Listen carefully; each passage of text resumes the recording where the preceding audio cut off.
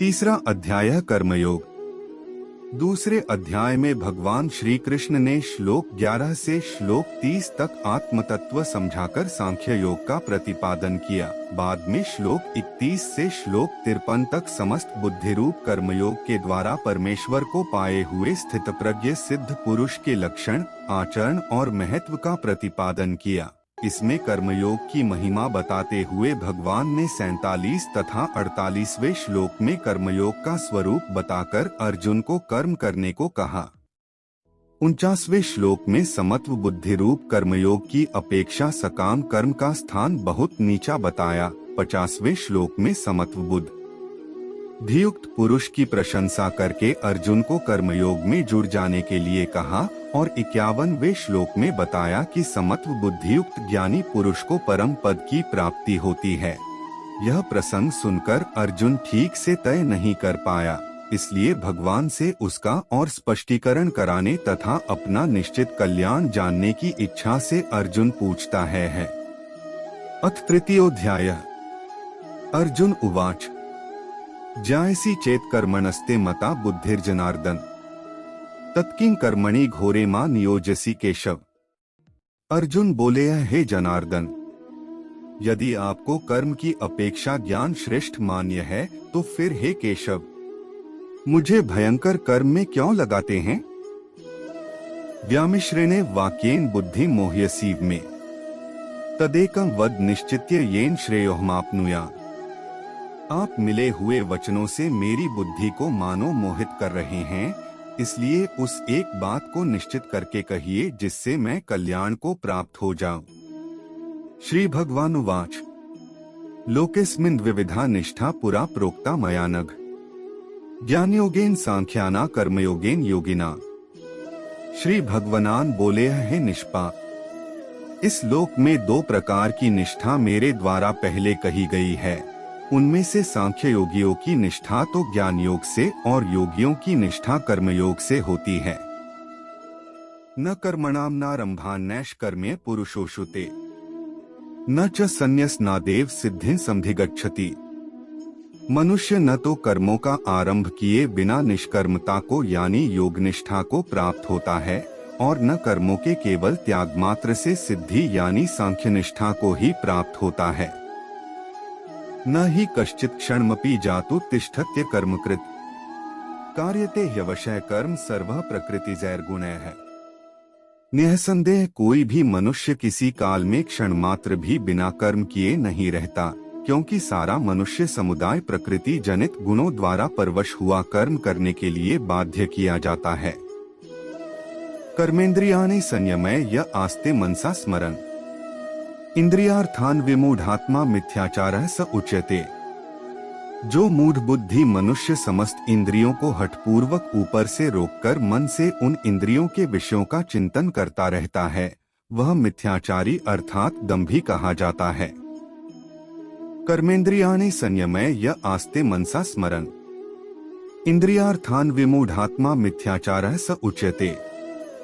जो मूढ़ बुद्धि मनुष्य समस्त इंद्रियों को हठपूर्वक ऊपर से रोककर मन से उन इंद्रियों के विषयों का चिंतन करता रहता है, वह मिथ्याचारी अर्थात दंभी कहा जाता है।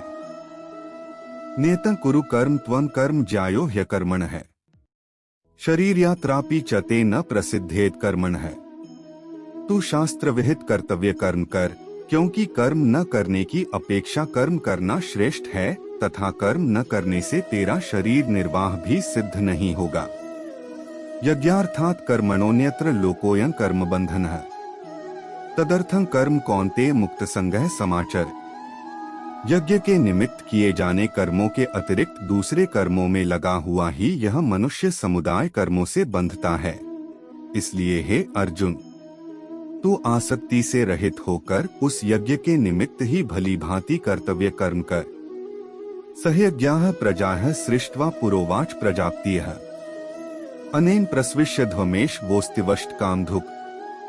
प्रजापति ब्रह्मा ने कल्प के आदि में यज्ञ सहित प्रजाओं को रचकर उनसे कहा कि तुम लोग इस यज्ञ के द्वारा वृद्धि को प्राप्त हो और यह यज्ञ तुम लोगों को इच्छित भोग प्रदान करने वाला हो। देवान भाव्यतानेन ते देवा भाव्यन्तु वः परस्परं भावयन्तः श्रेयः परं वाप्स्यथ। तुम लोग इस यज्ञ के द्वारा देवताओं को उन्नत करो और वे देवता तुम लोगों को उन्नत करें।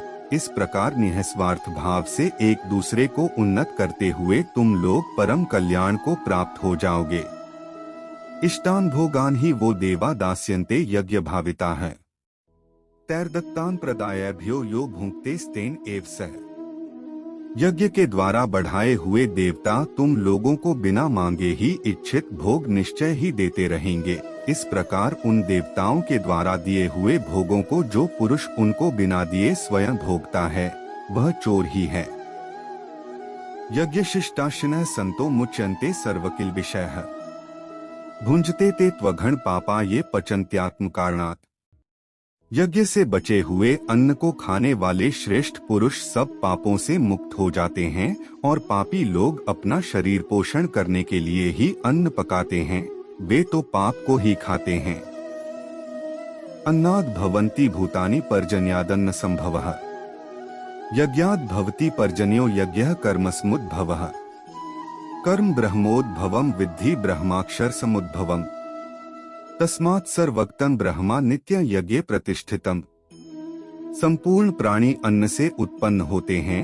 अन्न की उत्पत्ति वृष्टि से होती है, वृष्टि यज्ञ से होती है और यज्ञ विहित कर्मों से उत्पन्न होने वाला है। कर्म समुदाय को तू वेद से उत्पन्न और वेद को अविनाशी परमात्मा से उत्पन्न हुआ जान। इससे सिद्ध होता है कि सर्वव्यापी परम अक्षर परमात्मा सदा ही यज्ञ में प्रतिष्ठित है। एवं प्रवर्तितम चक्रं नानुवर्तयति ह्यः। अघायुरिंद्रियारामो मोघः पार्थ स जीवति। हे पार्थ, जो पुरुष इस लोक में इस प्रकार परंपरा से प्रचलित सृष्टि चक्र के अनुकूल नहीं बरतता अर्थात अपने कर्तव्य का पालन नहीं करता, वह इंद्रियों के द्वारा भोगों में रमण करने वाला पापायु पुरुष व्यर्थ ही जीता है। यस्त्वात्मर्तिरेव स्यादात्मतृप्तश्च मानवः। आत्मन्येव च संतुष्टस्तस्य कार्यं न विद्यते। परंतु जो मनुष्य आत्मा में ही रमण करने वाला और आत्मा में ही तृप्त तथा आत्मा में ही संतुष्ट है, उसके लिए कोई कर्तव्य नहीं है। नैव तस्य कृतेनार्थो न कृतेने कश्चन, न चास्य सर्वभूतेषु कश्चिदर्थव्यपाश्रयः। उस महापुरुष का इस विश्व में न तो कर्म करने से कोई प्रयोजन रहता है और न कर्मों के न करने से ही कोई प्रयोजन रहता है तथा संपूर्ण प्राणियों में भी इसका किंचन मात्र भी स्वार्थ का संबंध नहीं रहता। तस्मात् सक्तः सक्तं कार्यं कर्म समाचर, असक्तो ह्याचरण कर्म परमाप्नोति पुरुषः। इसलिए तू निरंतर आसक्ति से रहित होकर सदा कर्तव्य कर्म को भली भांति करता रहे, क्योंकि आसक्ति से रहित होकर कर्म करता हुआ मनुष्य परमात्मा को प्राप्त हो जाता है। कर्मणैव हि संसिद्धिमा स्थिता जनकादयः। लोक संग्रह में वापि संपश्यन कर तुमर्हसि। जनकादि ज्ञानी जन भी आसक्ति रहित कर्म द्वारा ही परम सिद्धि को प्राप्त हुए थे। इसलिए तथा लोक संग्रह को देखते हुए भी तू कर्म करने को ही योग्य है, अर्थात तुझे कर्म करना ही उचित है। यद्यदाचरति श्रेष्ठस्तत् देवेत्रो जनः, स यत् प्रमाणम कुरुते लोकस्तदनुवर्तते। श्रेष्ठ पुरुष जो जो आचरण करता है, अन्य पुरुष भी वैसा वैसा ही आचरण करते हैं। वह जो कुछ प्रमाण कर देता है, समस्त मनुष्य समुदाय उसके अनुसार बरतने लग जाता है। न मे पार्थास्ति कर्तव्यं त्रिषु लोकेषु किंचन, नान्वाप्तं वाप्तव्यं वर्त एव च कर्मणि। हे अर्जुन, मुझे इन तीनों लोकों में न तो कुछ कर्तव्य है, न ही कोई भी प्राप्त करने योग्य वस्तु अप्राप्त है, तो भी मैं कर्म में ही बरतता हूँ। यदि यह न वर्तें जातु कर्मण्यन्द्रितः, मम वर्तमानुवर्तन्ते मनुष्याः पार्थ सर्वशः। क्योंकि हे पार्थ, यदि कदाचित मैं सावधान होकर कर्मों में न बरतूं तो बड़ी हानि हो जाए, क्योंकि मनुष्य सब प्रकार से मेरे ही मार्ग का अनुसरण करते हैं। उत्सीदेवरी में लोका न कुर्या कर्म चेदहम, संकरस्य च कर्ता स्यामुपहन्यामिमाः प्रजाः। इसलिए यदि मैं कर्म न करूं तो ये सब मनुष्य नष्ट भ्रष्ट हो जाएं और मैं संकर्ता का करने वाला हो तथा इस समस्त प्रजा को नष्ट करने वाला बनूं। सक्ताः कर्मण्य विद्वांसो यथा कुर्वन्ति भारत कुर्याद विद्वांस तथा सक्तश्चिकीर्षुर लोक संग्रहें। हे भारत, कर्म में आसक्त हुए अज्ञानी जन जिस प्रकार कर्म करते हैं, आसक्ति रहित विद्वान भी लोक संग्रह करना चाहता हुआ उसी प्रकार कर्म करे। न बुद्धिभेदम जनेद ज्ञाना कर्म संगिना जोषेत सर्व कर्माणि विद्वान युक्तः समाचरण। परमात्मा के स्वरूप में अटल स्थित हुए ज्ञानी पुरुष को चाहिए कि वह शास्त्र विहित कर्मों में आसक्ति वाले अज्ञानियों की बुद्धि में भ्रम अर्थात कर्मों में अश्रद्धा उत्पन्न न करे, किंतु स्वयं शास्त्र विहित समस्त कर्म भली भांति करता हुआ उनसे भी वैसे ही करवावे। प्रकृतेः क्रियमाणानि गुणैः कर्माणि सर्वशः अहंकार विमूढ़ात्मा कर्ताहमिति मन्यते। वास्तव में संपूर्ण कर्म सब प्रकार से प्रकृति के गुणों द्वारा किए जाते हैं, तो भी जिसका अंतःकरण अहंकार से मोहित हो रहा, ऐसा अज्ञानी मैं करता हूँ ऐसा मानता है।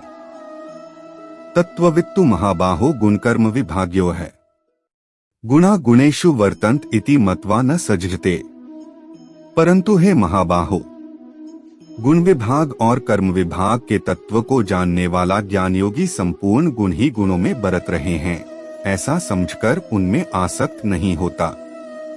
कृतेर गुण सम्मूढ़ाः सज्जन्ते गुण कर्मसु तान कृत्स्न विदो मंदान कृत्स्न विन विचालेत। प्रकृति के गुणों से अत्यंत मोहित हुए मनुष्य गुणों में और कर्मों में आसक्त रहते हैं।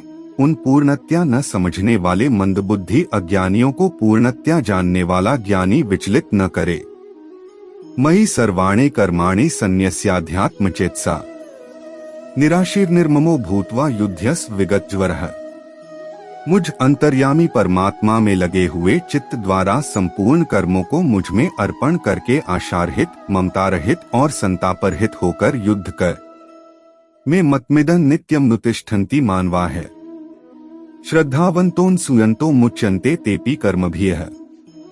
जो कोई मनुष्य दोष दृष्टि से रहित और श्रद्धायुक्त होकर मेरे इस मत का सदा अनुसरण करते हैं, वे भी संपूर्ण कर्मों से छूट जाते हैं। ये त्वेतद्भ्यसूयन्तो नानुतिष्ठन्ति मे मतम् सर्वज्ञाननिमूढ़ांस्तान् विद्धि नष्टांचेतसः। परंतु जो मनुष्य मुझ में दोषारोपण करते हुए मेरे इस मत के अनुसार नहीं चलते हैं, उन मूर्खों को तू संपूर्ण ज्ञानों में मोहित और नष्ट हुए ही समझ। सदृशं चेष्टते स्वस्याः प्रकृतेर्ज्ञानवानपि प्रकृति यान्ति भूतानि निग्रह की करिष्यति। सभी प्राणी प्रकृति को प्राप्त होते हैं, अर्थात अपने स्वभाव के परवश हुए कर्म करते हैं। ज्ञानवान भी अपनी प्रकृति के अनुसार चेष्टा करते हैं, फिर इसमें किसी का हठ क्या करेगा। इंद्रियस्येन्द्रियस्यार्थे रागद्वेषौ व्यवस्थितौ तयोर्न वशमागच्छेतौ यस्य परिपंथिनौ। इंद्रिय के अर्थ में अर्थात प्रत्येक इंद्रिय के विषय में राग और द्वेष छिपे हुए स्थित हैं। मनुष्य को उन दोनों के वश में नहीं होना चाहिए, क्योंकि वे दोनों ही इसके कल्याण मार्ग में विघ्न करने वाले महान शत्रु हैं। श्रेयान् स्वधर्मो विगुण परधर्मात् स्वनुष्ठितात् स्वधर्मे निधन श्रेयः परधर्मो भयावह। अच्छी प्रकार आचरण में लाए हुए दूसरे के धर्म से गुण रहित भी अपना धर्म अति उत्तम है। अपने धर्म में तो मरना भी कल्याणकारक है और दूसरे का धर्म भय को देने वाला है। अर्जुन उवाच अथ केन प्रयुक्तोऽयं पापं चरति पुरुषः अनिच्छन्नपि वार्ष्णेय बलादिव नियोजितः। अर्जुन बोले, हे कृष्ण, तो फिर यह मनुष्य स्वयं न चाहता हुआ भी बलात् लगाए हुए की भांति किससे प्रेरित होकर पाप का आचरण करता है। श्री भगवान उवाच काम एष क्रोध एष रजोगुण समुद्भवः महाश्नो महापापमा विद्धेयन में वैरिणम। श्री भगवान बोले, रजोगुण से उत्पन्न हुआ यह काम ही क्रोध है। यह बहुत खाने वाला अर्थात भोगों से कभी न अघाने वाला और बड़ा पापी है। इसको ही तू इस विषय में वैरी जान। धूमेनाव्रियते वह्निर्यथादर्शो मलेंच यथोल्बेनावृतो गर्भस्तथा तेनेद्मावृतम। जिस प्रकार धुएं से अग्नि और मैल से दर्पण ढका जाता है तथा जिस प्रकार जेर से गर्भ ढका रहता है, वैसे ही उस काम के द्वारा यह ज्ञान ढका रहता है। आवृतं ज्ञान में तेन ज्ञानिनो नित्य वैरिणा कामरूपेण कौन्तेय दुष्पूरेणान लेंच। और हे अर्जुन, इस अग्नि के समान कभी न पूर्ण होने वाले कामरूप ज्ञानियों के नित्य वैरी के द्वारा मनुष्य का ज्ञान ढका हुआ है। इंद्रियाणि मनो बुद्धिरस्याधिष्ठान मुच्यते एतैर्विमोह्यत्येष ज्ञानमावृत्य देहिनम्। इंद्रिया, मन और बुद्धि ये सब वास स्थान कहे जाते हैं। यह काम इन मन, बुद्धि और इंद्रियों के द्वारा ही ज्ञान को आच्छादित करके जीवात्मा को मोहित करता है। तस्मात् त्वमिन्द्रियाण्यादौ नियमय भर्तर्षभ पापमान प्रजिह्येनम ज्ञान विज्ञान नाशन। इसलिए हे अर्जुन, तू पहले इंद्रियों को वश में करके इस ज्ञान और विज्ञान का नाश करने वाले महान पापी काम को अवश्य ही बलपूर्वक मार डाल। इंद्रियाणि पराण्याहुरिन्द्रियेभ्यः परं मनः मनसस्तु परा बुद्धिर्यो बुद्धेः परस्तु सः। इंद्रियों को स्थूल शरीर से पर यानी श्रेष्ठ, बलवान और सूक्ष्म कहते हैं। इन इंद्रियों से पर मन है, मन से भी पर बुद्धि है, और जो बुद्धि से भी अत्यंत पर है वह आत्मा है। एवं बुद्धेः परं बुद्ध्वा संस्तभ्यात्मानमात्मना जहि शत्रु महाबाहो कामरूपं दुरासदम्। इस प्रकार बुद्धि से पर अर्थात सूक्ष्म, बलवान और अत्यंत श्रेष्ठ आत्मा को जानकर और बुद्धि के द्वारा मन को वश में करके हे महाबाहो, तू इस कामरूप दुर्जय शत्रु को मार डाल। तत्सदिति श्रीमद् भगवद गीतासूपनिषत्सु ब्रह्म विद्यायां योगशास्त्रे श्री कृष्णार्जुन संवादे कर्मयोगो नाम तृतीयोऽध्यायः। इस प्रकार उपनिषद, ब्रह्म विद्या तथा योग शास्त्र रूप श्रीमद् भगवद गीता के श्री कृष्ण अर्जुन संवाद में कर्मयोग नामक तृतीय अध्याय